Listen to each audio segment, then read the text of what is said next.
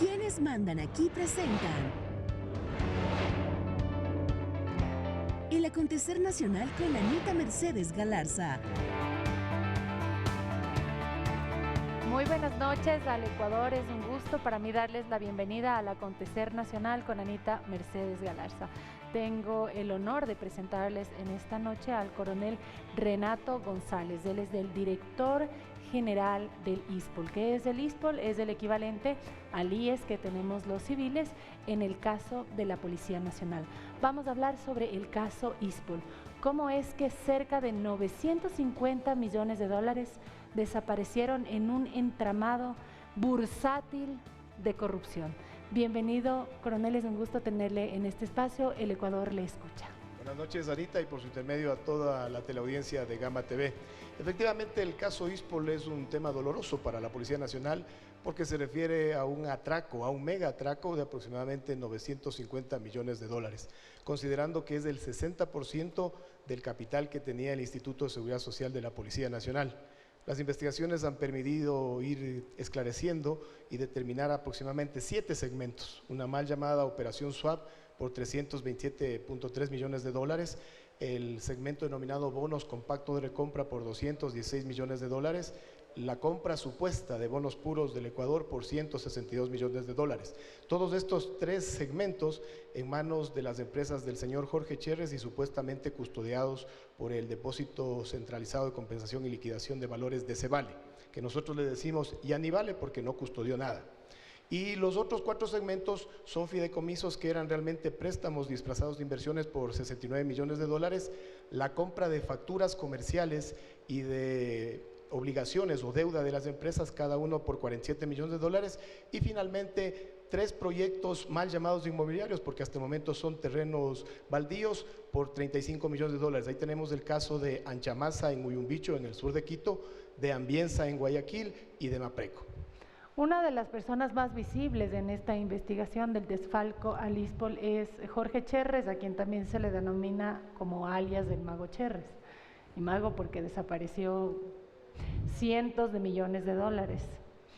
Él ya se encuentra con una orden de la justicia de una corte de Florida. También tiene acá medidas cautelares, pero obviamente no está en el país porque se fue antes de que estas fueran aplicadas.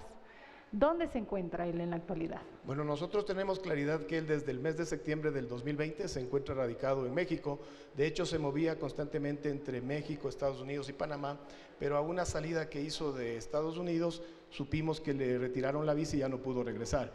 En México se ha movido entre Cancún, que es un balneario muy conocido, y también Ciudad de México. O sea, está disfrutando en paraísos paradisíacos con el dinero de la Policía Nacional. Normalmente esto es lo que ocurre, que estas personas que se aprovechan de valores legítimos de otros, como en el caso del ISPOL, lo que hacen es derrocharlo en lujos, en viajes, en farras, y se da una vida que no les corresponde a sus niveles de ingresos. Eso quiere decir que ese dinero muy difícilmente será recuperado. Lastimosamente, del monto total de los 950 millones de dólares, siendo optimistas, consideramos que podríamos rastrear y recuperar aproximadamente unos 2/3, hablemos de 600, 650 millones de dólares. Sin embargo, el tercio restante no es que lo damos por perdido. Tarde o temprano iremos a demandas internacionales a quienes pueden cancelar. Me refiero al Citibank Nueva York, a la Fish Corporation, que es una agencia financiera del centro de Centroamérica y del sur de la Florida, y no descartamos al Prishing Bank y al DT Bank, que fueron instituciones financieras que no cumplieron la debida diligencia como estaban obligadas a hacerlo. Claro, porque todos los bancos cuando reciben dinero tienen que asegurarse que el origen de ese dinero sea lícito, y si es que se encuentra el dinero del ISPOL en otro lado que no sea su real destino, quiere decir que fue malversado, que fue desviado y no hubo esos controles por parte de estos bancos. Tan claro así, le doy un ejemplo de la Fish Corporation. La Fish Corporation tenía 35 millones de dólares, supuestamente el señor Cherres, cuando estalla el escándalo en Ecuador, por escrito le consultan a quién pertenecen esos valores y él les responde por escrito, que es del ISPOL. Sin embargo, meses después le entregan al señor Cherres. Eso nos abre la oportunidad de ir a esa demanda internacional, y en el caso del Citibank Nueva York no sería la primera vez que sea multado. La Reserva Federal norteamericana en octubre del 2020 le mantuvo una multa de aproximadamente 400 millones de dólares por tener controles muy laxos para el lavado de activos. Si países como Estados Unidos de América están colaborando con la justicia ecuatoriana para rastrear a las personas que vaciaron las arcas del ISPOL, ¿por qué México le ampara y le permite permanecer ahí a alguien que tiene que estar rindiendo cuentas aquí en el Ecuador? ¿Por qué México no está colaborando con la justicia ecuatoriana y estadounidense? Bueno, aquí hay que destacarle la figura central del embajador de Estados Unidos, el señor Michael Fitzpatrick, para quien va nuestro agradecimiento porque tiene una decidida participación y colaboración en estas investigaciones. En el caso de México, hasta el momento ellos se pueden justificar que no existe una difusión roja de Interpol, y es verdad. ¿Por qué? Porque se han emitido las órdenes de detención nacionales. Sin embargo, cuando uno se apresura a pedir un principio de extradición por una primera boleta, corre el riesgo de que al ser detenido el sujeto, el extraditable, el país que lo apresa le obligue a firmar un convenio al país receptor que solamente sea juzgado por ese caso. En este sentido, es preferible tener todas las investigaciones terminadas, una serie de órdenes de detención, y ahí sí proceder a una difusión internacional roja para el caso del señor Jorge Chérez Miño. Correcto. Entonces, en este momento, ¿en qué etapa procesal se encuentra el caso ISPOL? Porque son varias las investigaciones que abrió la Fiscalía para esclarecer este caso, cerca de 20 investigaciones. ¿En qué etapa procesal se encuentra? De las 20 aproximadamente investigaciones que hay en el país, 6 han llegado a la etapa procesal denominada instrucción fiscal, de las cuales una ya terminó la audiencia evaluatoria y preparatoria de juicio, que es el caso de Citadel, donde no quedamos conformes porque únicamente… ¿Hubo sobreseimiento? Así es, únicamente la justicia ecuatoriana nos quiere sorprender. Me refiero específicamente a los jueces y directamente al juez Juan Carlos Terán. Le llama a juicio a los eslabones más débiles, a Luis Álvarez Villamar, que es autor confeso en Estados Unidos, y a su yerno Gonzalo Navarro, que está prófugo. Sin embargo, una vez más el poder económico y político de la familia Neira Rumbea se hizo presente, y Javier Neira Salazar y Oriana Rumbea tienen un sobreseimiento al cual nosotros hemos apelado. No solo nosotros como ISPOL, sino también se unió la Fiscalía General del Estado, la Procuraduría General del Estado y también la Policía Nacional, que ha participado con sus propios abogados. Cuando existen todos los elementos, todas las pruebas que demuestran que se ha actuado contraria a la ley y un juez o una jueza falla a favor de la persona que, pues, a todas luces ha cometido un presunto delito, se puede pedir una investigación y probable sanción al Consejo de la Judicatura, y eso no se puede hacer de oficio por parte del Consejo de la Judicatura, sino que tiene que ser pedido por parte de quien se considere víctima de una mala actuación por parte de un juez. Después de estos sobreseimientos, ¿ISPOL ha pedido una investigación al Consejo de la Judicatura? Son etapas que se deben superar. En este caso está el pronunciamiento del juez. Nosotros hemos apelado para que suba a conocimiento de la Corte Superior de Justicia del Guayas, que tampoco nos da ninguna garantía. Recordemos que ahí todavía actúa como juez el doctor Paredes, más conocido como el juez del caso Chucky Seven. Sin embargo, esas son las realidades en las que debemos nosotros desarrollar esta lucha, que es bastante injusta, no es contra David y Goliat, porque el poder político y económico tiene muchas aristas. Le doy un solo ejemplo. Nosotros, para contratar nuestros abogados, tuvimos que hacerlo con la ley de contratación pública. Está subido al CERCOV el parámetro con el cual utilizamos, y públicamente lo hemos manifestado. $900,000 de un honorario fijo por 2 años y el 3% de lo que puedan recuperar. Yo le hago una pregunta al SRI, a la Unidad de Análisis Financiero Económico. ¿Han verificado ustedes las declaraciones juramentadas de los bufetes que defienden a nuestras contrapartes? Ahí tienen un trabajo bastante interesante que realizar. A los jueces, a veces hasta a los fiscales, porque lastimosamente todo se vuelve un entramado de dilaciones, de recursos horizontales y verticales a los cuales recurren los victimarios, y en este caso las víctimas, que son 80,000 familias humildes. Tenemos que estar luchando contra todo este viento y marea, buscando únicamente justicia. Otro golpe duro para la Policía Nacional, no solo que cuando intentan defender a la ciudadanía, la justicia muchas veces se va en contra de nuestros policías. Ahora también, cuando la Policía Nacional está tratando de recuperar los recursos que mensualmente han aportado a su Instituto de Seguridad Social, la policía, también la justicia se va en contra.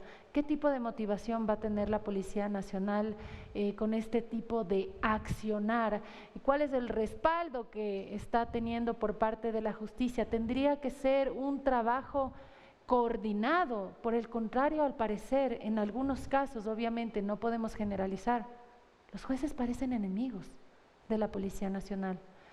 Y así puede llegar a ser bastante desalentador, y por eso es importante que contemos con personas decididas, técnicas, profesionales y sin un precio, como lo es usted, para rastrear el dinero que le pertenece a 80,000 aportantes, ergo 80,000 familias. En los otros casos en los que no ha avanzado, sino que sigue en indagación previa, yo comprendo que dentro de una indagación previa no se puede hablar de lo que ahí se encuentra porque estaríamos cometiendo el delito de difusión de información reservada, pero ¿hay algún motivo por el cual se esté demorando? Porque no nos olvidemos que nuestra ley establece que las indagaciones previas pueden durar hasta 2 años. ¿Cuánto falta para que fenezca este término? Ese es el otro problema que normalmente enfrentamos. Las investigaciones para delitos que tienen penas de máximo 5 años de prisión puede durar hasta 1 año, y delitos con mayores penas a 5 años de prisión puede durar hasta 2 años. Todo eso lo tienen claro las defensas técnicas de nuestras contrapartes, y por eso buscan una serie de recursos, presentan certificados médicos, constantemente cambian de abogados para dilatar los procesos investigativos y llegar inclusive a prescripciones antes de que se hayan sentenciado los casos. Todo ello, lastimosamente, es del sistema penal y el sistema procesal penal ecuatoriano, que dista mucho de un proceso ágil, efectivo, pro víctima, sino más bien es pro victimario. A la víctima se le revictimiza varias veces. En el caso del ISPOL es un claro ejemplo. Nosotros hemos tenido que sufrir no solo este caso Citadel, donde se les llama a juicio solo a 2 y otros 2, los más importantes, los peces livianos, pero tampoco son los peces gordos, salen libres. Tuvimos un dictamen abstentivo de parte de Fiscalía para el caso de Enrique Espinosa Los Monteros y Luis Domínguez Viteri, que gracias a la acción de nuestros abogados pudimos revertirlo por el criterio del fiscal superior, el doctor Alberto Santillán, fiscal provincial de Enrique Pichincha. Espinosa Los Monteros, quien era parte de la Policía Nacional, quien se cayó en un helicóptero con una otra persona. Estamos hablando de la misma persona. Sí, precisamente Enrique Espinosa Los Monteros, que para nosotros es considerado una de las personas que más daño nos ha hecho al ISPOL, y su sucesor también, David Iván Proaño Silva, no tengo yo empacho en decirlo, exponiéndome a lo que ellos hacen, ¿no? Amenazas, intimidaciones de que ya vas a ver lo que sucede luego de esto. Miren, señores, nosotros no les tenemos miedo porque tenemos la verdad por delante y una serie de documentos que demuestra todo lo que ustedes hicieron. Lastimosamente, en este caso, vemos la complicidad de los organismos de control. En su momento, la Superintendencia de Compañías, Valores y Seguros, presidida por la señora Suad Mansur, la Superintendencia de Bancos en el periodo de Pedro Solines y de Cristian Cruz, o el Banco Central del señor Diego Martínez. La UAFE. Imagínense la UAFE, que no ha cumplido hasta el momento un rol protagónico. En el caso Citadel, se decía en la audiencia evaluatoria y preparatoria de juicio que Javier Neira le exigió a Envases del Litoral que le entregue 10 cheques por $80,000 para ser cobrados en diferentes fechas. Eso es un claro procedimiento de lavado de activos. Yo me pregunto, ¿la UAFE existe en el país? ¿Ha cumplido su rol? ¿Ha detectado estas irregularidades? No, para nada. Y veamos también las autoridades que en su momento estuvieron en el Ministerio de Economía y Finanzas. La operación mal llamada SWAP, por la cual el ISPOL perdió $327.3 millones el 8 de enero del 2016, sorpresa, Anita, en el Banco Central del Ecuador está registrada de manera manual, porque el pretexto es que ese día el sistema falló. Esto es impresentable, es crimen organizado, político, económico, transnacional en su máxima expresión.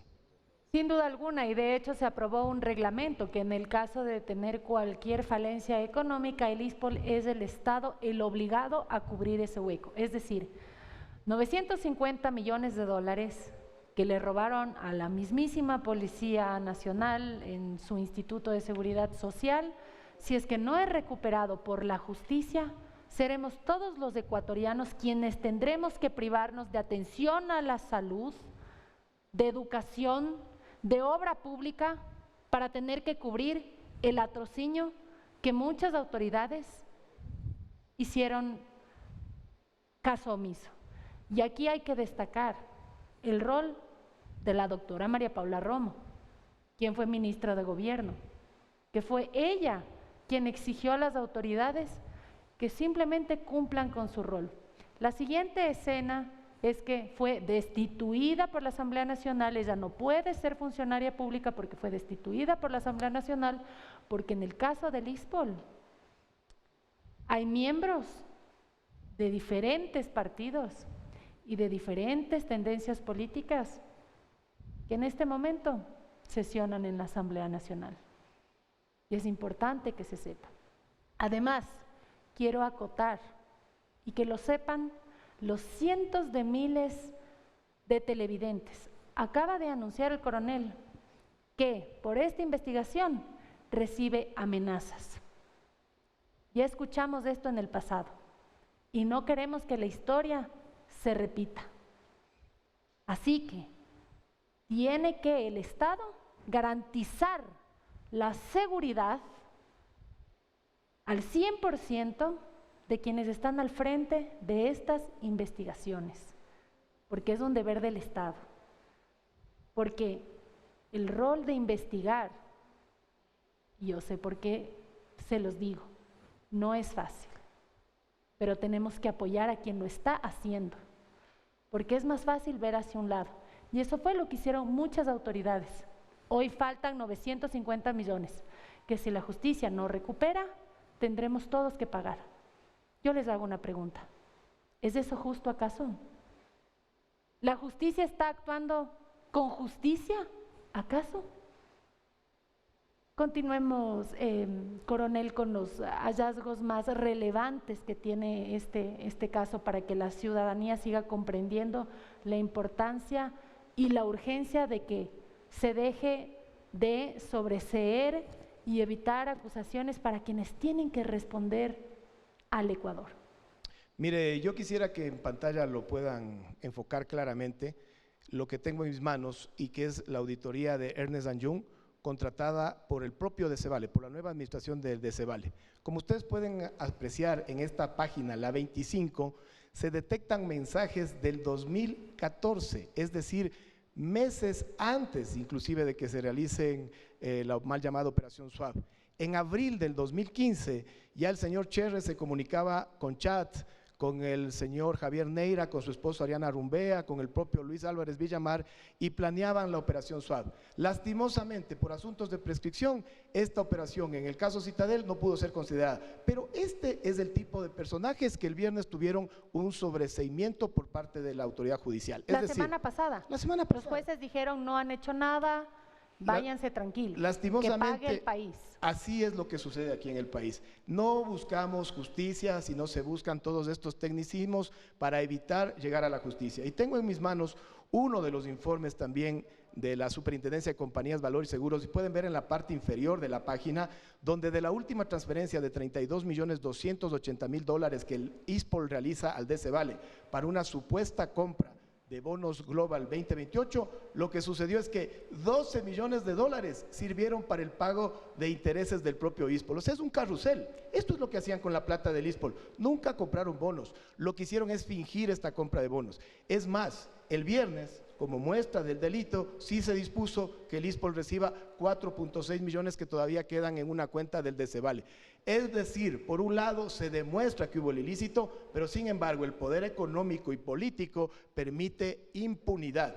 Y uno de los graves problemas de inseguridad que vive el país es eso, niveles de impunidad que bordean el 98%. Y usted nos hablaba en su comentario de lastimosamente estos golpes que recibe continuamente la Policía Nacional. No solamente nuestro personal que en servicio activo luego es juzgado por fiscales y por jueces que desconocen la doctrina del uso progresivo de la fuerza. Si el policía no tiene miedo a ser juzgado, tiene miedo a la ignorancia de fiscales y de jueces de estos niveles bajos que no tienen formación transversal en derechos humanos. Otro golpe es el caso ISPOL, y acabamos de recibir un nuevo golpe en la Asamblea Nacional cuando se amnistía a todos quienes participaron de hechos delincuenciales en el mes de octubre del 2019, pero sin embargo a compañeros que han vestido el uniforme los mantienen todavía en investigación.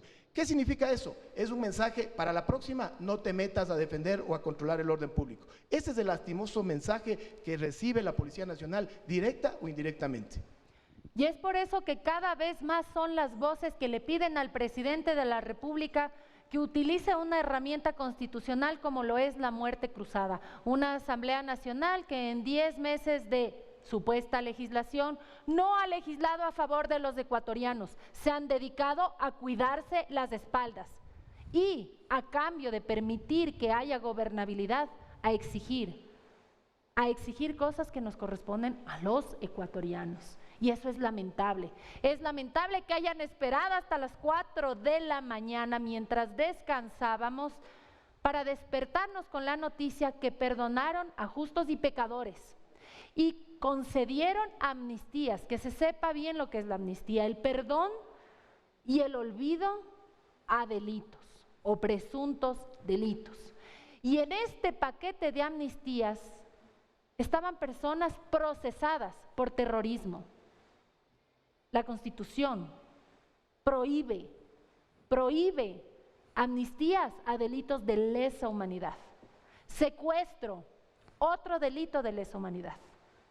Vandalismo, perdonaron delitos que la Constitución no permitía que reciban amnistía. Pero ¿saben por qué los padres de la patria hacen y deshacen? Porque la Constitución también les otorga la inmunidad parlamentaria.